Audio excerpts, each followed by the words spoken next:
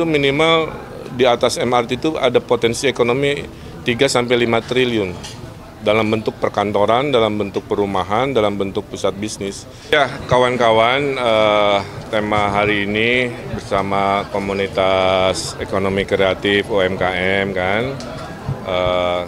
Jakarta kan harus punya gagasan ekonomi baru, dan ekonomi baru itu paling kenceng ada di ekonomi kreatif. Motornya kalau kereta api itu adalah ekonomi digital. Ya. Ekonomi digital kita dengan penduduk sebesar ini masih kalah banyak dengan negara-negara lain. Nah, nanti tugas saya adalah mengawinkan mereka-mereka yang mau investasi dengan mereka-mereka yang punya teknologi di sebuah tempat yang difasilitasi. Makanya program paling konkret dari Ridho itu nanti working space itu, co-working kan kita gratiskan, termasuk minimal kopi-kopinya itu memang curhatan dari mereka. Kemudian lapangan pekerjaan dari konsep makro sampai konsep padat karya, pasangan Ridho ini siap menghadirkan 1 juta lapangan pekerjaan kan. Pengangguran kan 350.000 ya, dalam 5 tahun 1 juta lapangan pekerjaan baru, mudah-mudahan bisa diserap oleh warga Jakarta. Yang ketiganya, Gen Z ini kalau kena PHK, kita kan ada allowance ya selama 3 bulan agar mereka bisa hidup, survive sebelum mereka dapat kerja lagi. Kalau itu masih bikin stres juga, ada apps dan mobil curhat, tempat cerita. Dan ujung-ujungnya nanti juga secara tata ruang, karena Jakarta itu ekonominya satu, ekonomi tata ruang, kita bikin kayak SCBD tapi isinya anak-anak digital semua ya. Ini sudah dilakukan oleh negara-negara maju dan Jakarta pasti terdepan menghadirkan itu ya. Sehingga akhirnya ekonominya berlipat, membantu tujuan Pak Prabowo ngejar ekonomi 8%. Saya kira itu ya cara pikirnya. Kalau coffee shop ini jadi di seluruhnya itu gratis atau nanti dipilih gitu coffee shop? Ya harus yang ditunjuk, harus yang ditunjuk.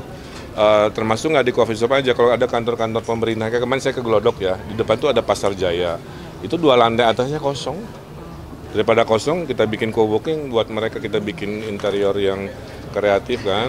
Nah jadi tidak hanya di coffee shop, tapi juga aset-aset kantor Pemprov yang mungkin pengisiannya tidak optimal. Ya. Yang penting mereka nggak jauh dari rumahnya, bisa milih, domisili saya di selatan, ada co-working gratis Pemprov di selatan. Kang Emil, ini kan dari kemarin kan yang Kang Emil dorong kan entrepreneur untuk masyarakat untuk menekan angka pengangguran. Kalau link and match antar sekolah dengan perusahaan itu ada nggak sih kan? Ada, saya kan dulu udah bikin Shopee, SMK Shopee, SMA Samsung, SMK Microsoft, itu akan saya ulang di sini. Jadi SMK itu ada bapak asuhnya. Bapak asuhnya itu adalah brand-brand besar. Kayak Shopee dulu bantu saya, itu hampir setengah lulusan SMK-nya diserap untuk industri online mereka. Nah ini pola link and match yang konkret ya, menghadirkan bapak asuh berupa perusahaan-perusahaan raksasa internasional. Dulu pas di zaman Anies ada city branding plus Jakarta kolaborasi naga. Kang Emil apakah akan membuat city branding atau meneruskan yang udah buat kali ini? Karena sekarang udah nggak dipakai lagi. Ya kalau city branding mah itu mah pilihan gubernur masing-masing. Pak Heru apa ya? Sukses Jakarta. Slogan. Ya, jadi artinya ini yang nanyanya di sini soalnya suka aneh saya tuh ya, yang nanya di sini tapi muka harus ke sana ya. Jadi poinnya sementara ya kita slogannya sesuai dengan takdirnya, Jakarta Baru, Jakarta Maju gitu. Jakarta Baru karena bukan lagi ibu kota, Jakarta Maju karena mau go global. Jadi saya kira itu. Di dalamnya tentu ada spirit kolaborasi. Kan satu lagi kan Gantian. Survei LSI kan yang diseret oleh nomor 3 kan. Mending bahas survei poltreking. Hari ini kita menang poltreking. Udah itu aja. Kita menang poltreking. Udah ngeliput poltreking belum? Nggak, saya tanya udah ngeliput belum? Ya udah itu dulu soalnya nanti nggak relevan jawabannya. Infrastruktur yang terintegrasi yang bisa dijalankan di Jakarta seperti apa sih? Contoh kemarin saya ketemu sama pengurus MRT.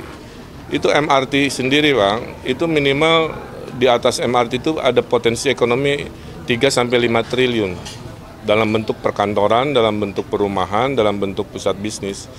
Jadi itu contoh infrastruktur nggak hanya stasiun doang ya, tapi men-trigger yang namanya pendapatan baru, di titik-titik stasiun infrastruktur. Nah itu yang akan dorong dalam kebijakan gubernur nanti. Kang Emil tadi yang soal tentang inflasi itu bagaimana kan?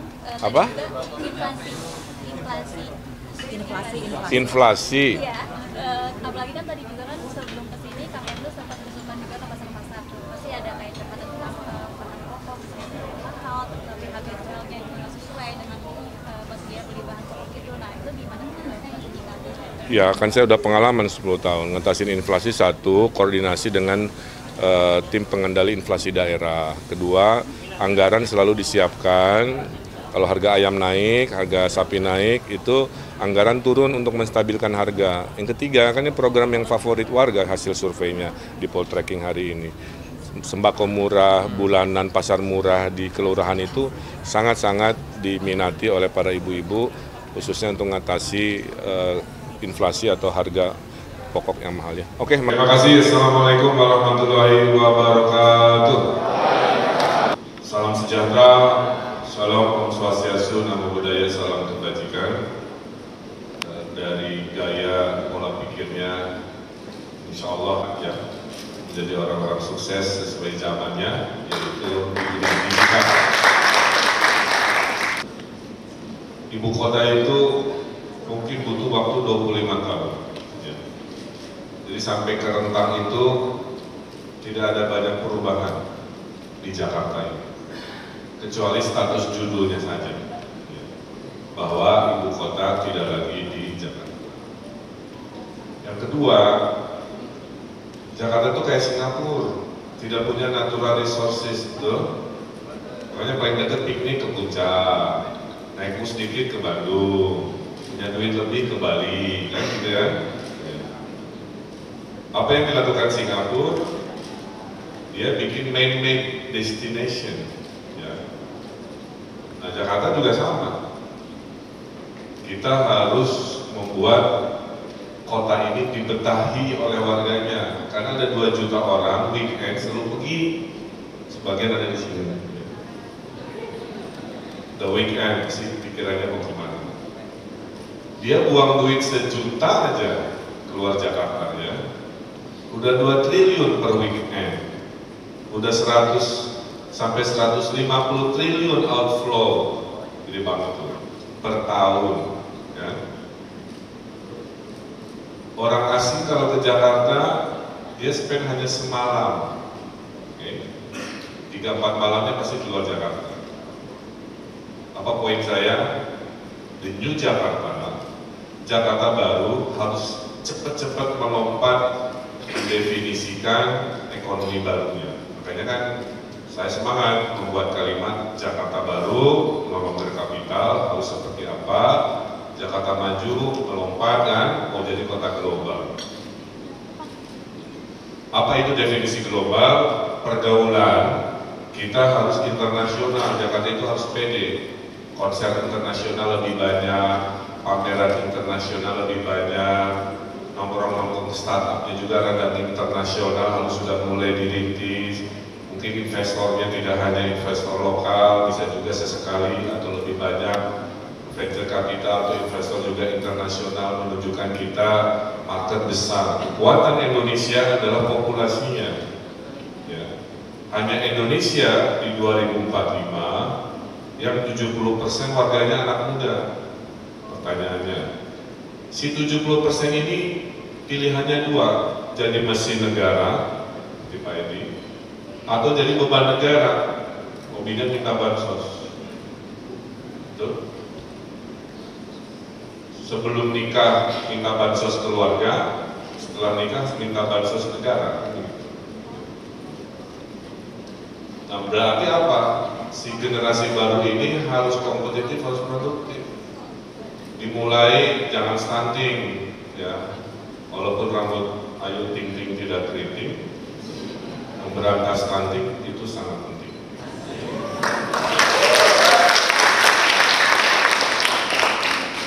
Makanya makan bergizi ini dipuji oleh orang asing. Saya ketemu beberapa orang bule. Ridwan, your president project investing to the brain of the next generation is important.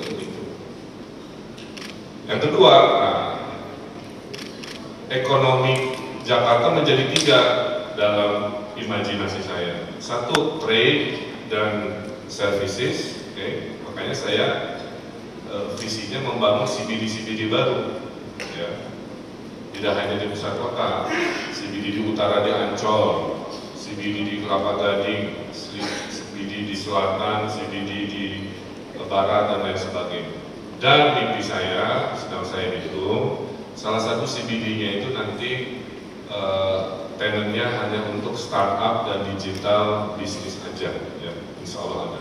Dan saya akan biar setelah nongkrong-nongkrong di kafe, mereka punya kantor dan komunitas, satu kolam, satu frekuensi, ketemu di bawah, langsung nyetrum, punya gagasan baru, kan begitu. Kalau mau pintar, bergaul dengan orang-orang pintar, pasti ke bawah pintar, betul? Kalau mau juli, bergaul dengan orang-orang nyinyir, ya, pasti ke bawah juli, hidupnya negatif, segera diprotesin, pengennya ngejek orang, jempolnya nyinyir, dan sebagainya. Tapi kalau mau optimis, bergaulnya dengan Ridwan Kamil, insya Allah hidupnya optimis. Yang kedua adalah ekonomi kreatif yang motornya digital. Makanya kita ada tahun saya mereformasi dengan digital. Ini boleh sambil Google. Ada operator. Simplifikasi. Gimana mensimplifikasi ya digital? 1000 desa miskin. Setelah 5 tahun desa miskin saya habiskan tinggal 0. Ya, alhamdulillah. Gimana caranya? Digital lagi di desa. Jadi kita ngasih makan ikan pakai HP, karena orang-orang desa itu pakai e-fisheries, ya. Itu kan apps yang, jadi tukang lele curhat, Pak, saya kalau ngasih makan ikan, kolam saya banyak, lagi hujan, itu apa? Pecel lele. Yang dilakukan adalah IoT-nya masuk ke HP dipijit, sensor bergoyang, melontar makanan. Mau 10 kolam, mau 20 kolam, nggak ada masalah. Menerapkan work from anywhere permanen itu provinsi saya sebelumnya. Saya memperbanyak LRT bis, saya akan mempergilirkan work from home untuk industri-industri tertentu. Senin industri media, Selasa industri hukum, gitu kan ya, Rabu apa dan seterusnya, sehingga pergerakan kendaraan bisa berkurang. Nah kembali ke yang tadi, yang konkret. Ini insya Allah ya, kebetulan saya arsitek, I know how to make it, ya gitu ya. Kantornya Pak Dr. Jansen, ya, sana tempat pamerannya. Jadi baik kan, ngumpul di dalamnya orang ya lagi kerja, kasih ruangan, ya semua gede-gede ya, semua yang dicita-citakan ini dimudahkan. Saya kira itu ya, gagasan-gagasan terkait digital, terkait supaya kita naik kelas menjadi kota global.